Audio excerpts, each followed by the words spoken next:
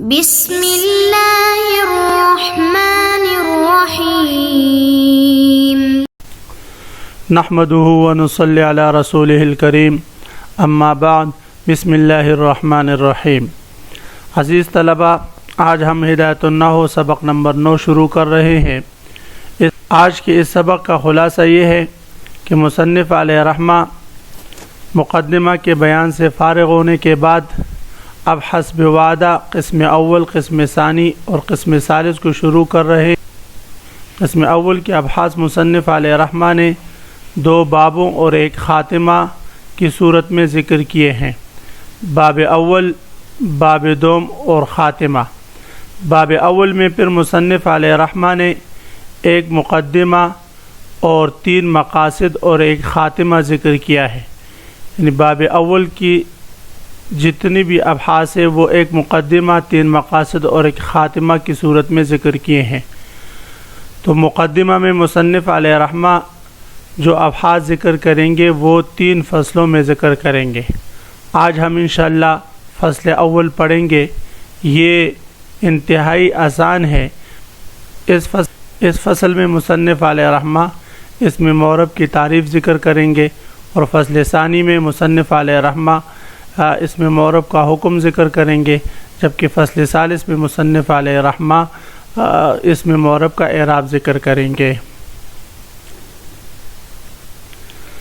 عزیز طلبہ، اب آتے ہیں کتاب کی طرف۔ سب سے پہلے ہم عبارت پڑھیں گے، القسم الاول فی الاسم وقد مر تعریفه وهو ينقسم الى المعرب والمبنی فلنذكر احکامه في بابين وخاتمہ۔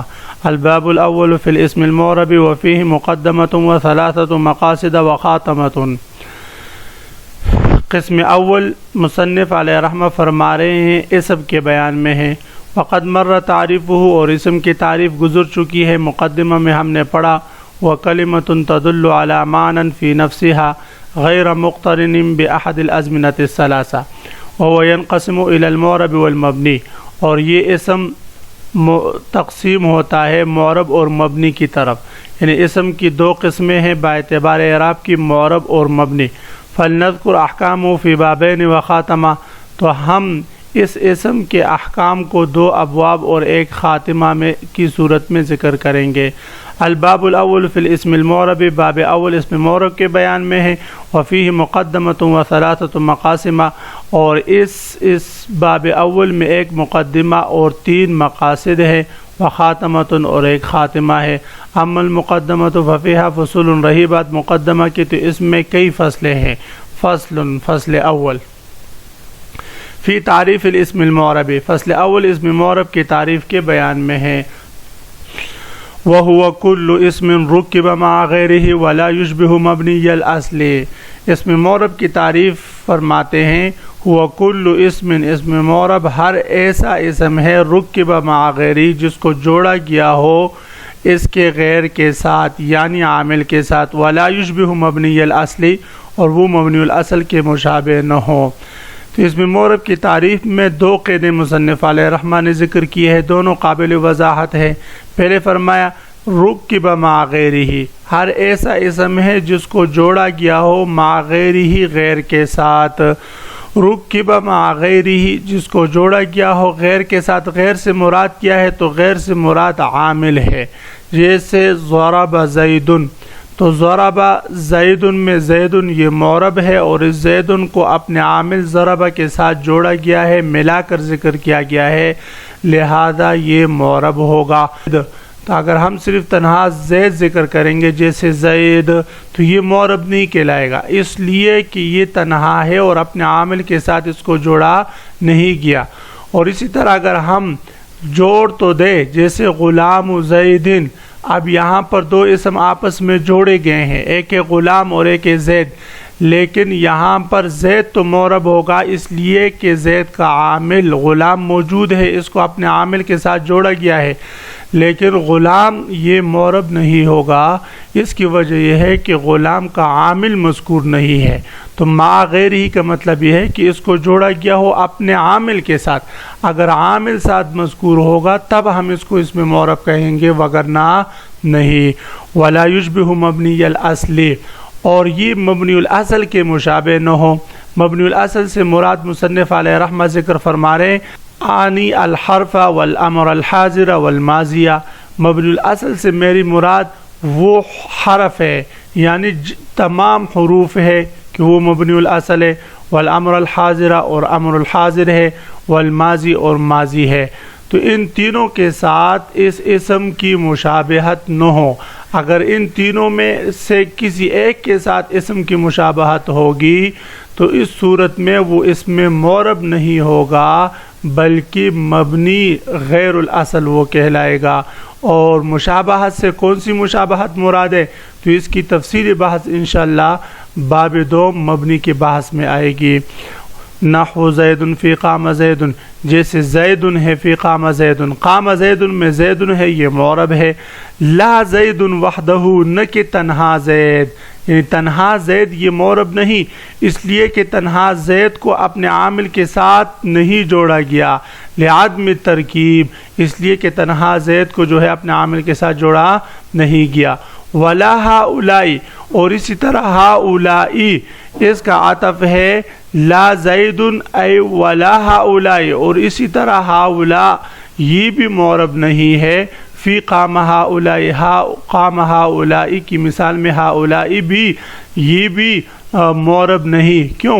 لوجود الشبہ، کیونکہ یہاں پر مشابہت پائی جا رہی ہے، یہاں پر مشابہت پائی جا رہی ہے۔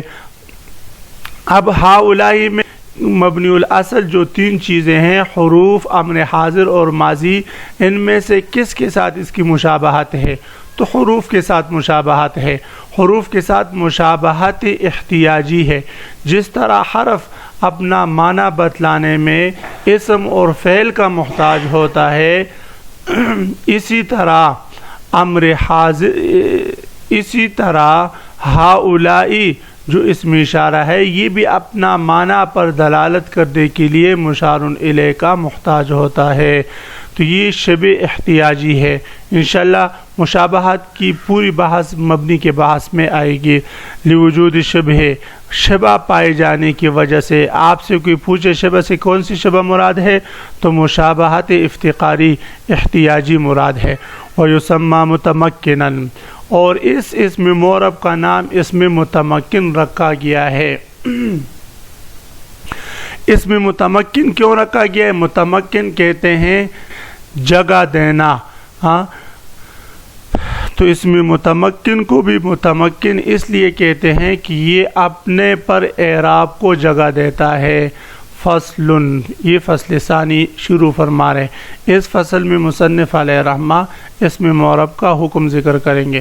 وَحُکْمُهُ أَن يَخْتَلِفَ آخِرُهُ بِاخْتِلَافِ الْعَوَامِلِ اخْتِلَافًا لَفْظِيًّا، اور اسم معرب کا حکم یہ ہے کہ ان یختلف آخرہ، کہ اس کا آخر بدلتا رہے، باختلاف العوامل، مختلف عوامل کی وجہ سے، یعنی اسم معرب کا حکم یہ ہے کہ اس کا آخر مختلف عوامل کے آنے سے تبدیل ہوتا رہے۔